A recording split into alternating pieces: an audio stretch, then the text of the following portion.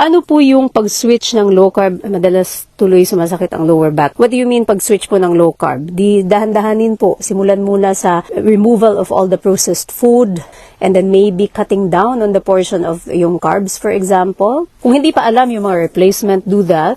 Study that first. Kasi alam niyo po yung keto flu is very common, right? Keto flu, para kayong tinatrangkaso. Kasama na dyan yung pagsakit sa mga kalamnan. Ano po? And sometimes that stems from yung mga electrolyte imbalances. So you should know itong mga bagay po na ito, mga kapatid. Kaya nga po marami tayong libreng YouTube videos. We have guidance doon sa group. Paki-join na lamang po doon sa group. Nandoon po siya sa welcome package. How can you prevent itong mga ganitong side effects? Keto flu, pagsakit ng ulo, panginginig, yung pagkahilo, mga ganyan po, ano?